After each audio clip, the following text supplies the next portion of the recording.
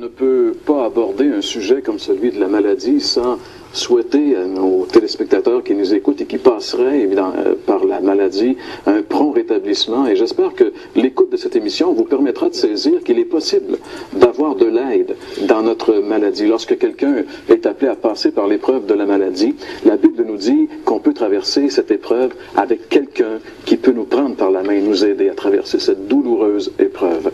La maladie, selon la définition qu'en donne le dictionnaire, c'est une altération dans les fonctions des organes. C'est, en d'autres termes, l'état de ce qui est gâté. Donc, on peut dire qu'être malade, en réalité, c'est être dans un mauvais état. Quand quelqu'un est malade, et il n'est pas dans une situation normale, c'est anormal. Et lorsqu'on est dans une situation anormale, eh bien, tout autour devient anormal également. C'est ça qui fait que la maladie, quand quelqu'un entre dans la maladie, toute sa vie est chambardée, bousculée, et il y a des changements à tous les niveaux. J'aimerais répondre à la question, je pense, auquel on a dit à nos téléspectateurs qu'on répondrait aujourd'hui.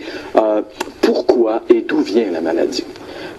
Et encore une fois, lorsqu'on veut répondre à une question aussi importante que celle-là, on ne peut pas se tourner vers les hommes, vers les philosophes, parce que les hommes n'ont pas plus de réponses à ces questions que nous en avons.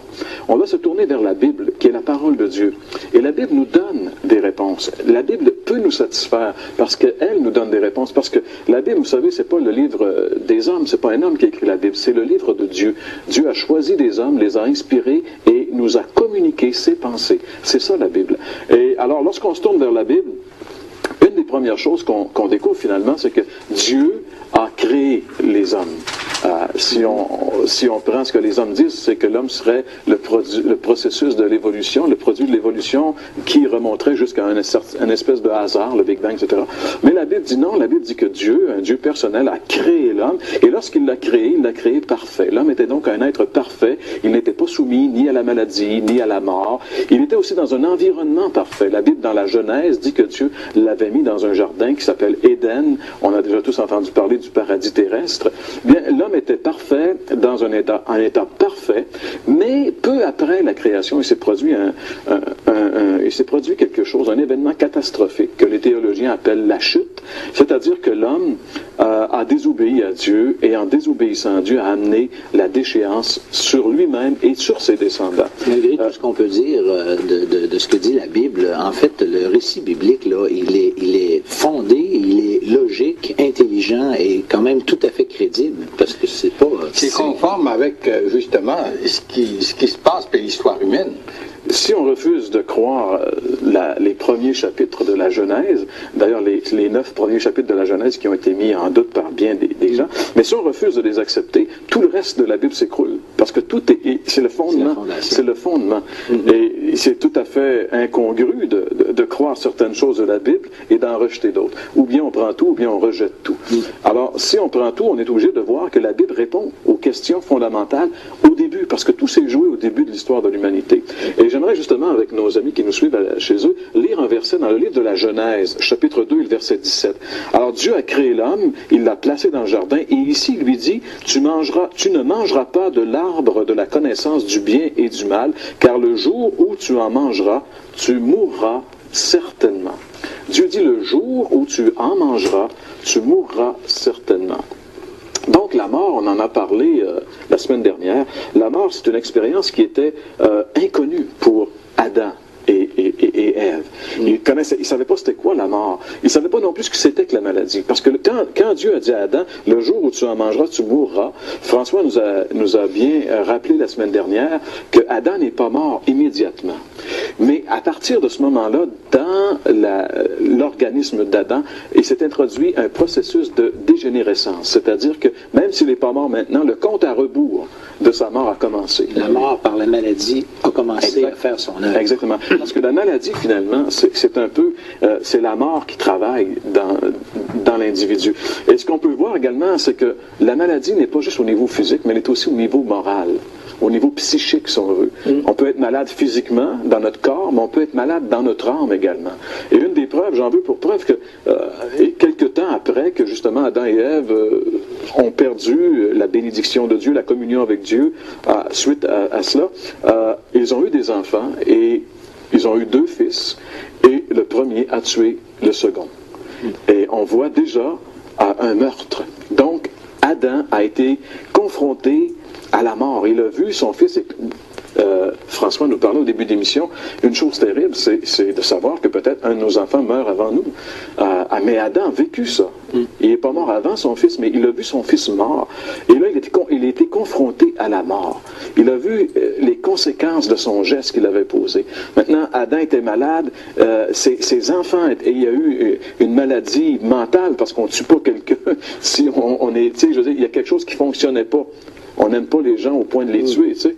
Alors, il y a quelque chose qui ne fonctionnait pas dans la vie de cet homme-là, et c'est la dégénérescence physique et morale qui commençait son œuvre. Et même, le milieu de vie a été contaminé. Adam et Ève étaient dans un environnement parfait, alors que nous vivons dans un environnement qui est devenu hostile. On a plein de virus qui nous entourent, des maladies virales aujourd'hui qui sont tellement graves que finalement, même les antibiotiques ne peuvent plus arriver à combattre les nouveaux virus, les bactéries, etc. Alors la chute, c'est donc l'origine de la maladie. La maladie vient de la chute puisqu'elle a amené l'apparition de la douleur physique et aussi finalement de la mort. Encore dans le livre de la Genèse, au chapitre 3, après la chute, Dieu dit ceci dans le verset 16. Dieu parle à Adam et à Ève. D'abord, il dit à Ève, il dit à la femme, j'augmenterai la souffrance de tes grossesses. Tu enfanteras avec douleur et tes désirs se porteront vers ton mari, mais il dominera sur toi. Donc ici, Dieu dit à Ève qu'elle va souffrir même en mettant des enfants au monde. Et au verset 19, Dieu parle à Adam et dit, c'est à la sueur de ton visage que tu mangeras du pain jusqu'à ce que tu retournes dans la terre d'où tu as été pris, car tu es poussière et tu retourneras dans la poussière. C'est terrible ce jugement. Et on a beau refuser de croire les Écritures, tous les cimetières de tous les pays viennent confirmer ce que Dieu a dit. Les hommes retournent dans la poussière.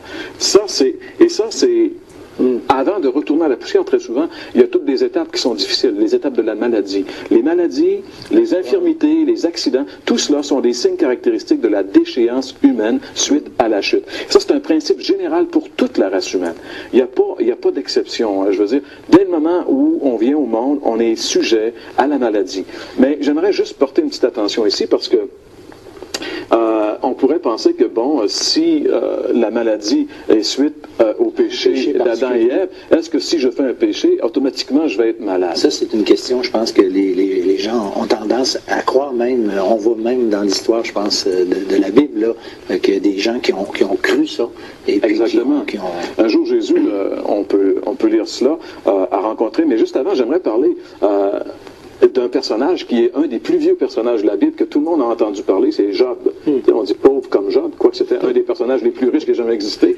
Mais Job était donc un homme qui existait, mais Job était un homme intègre qui aimait Dieu, qui marchait avec Dieu.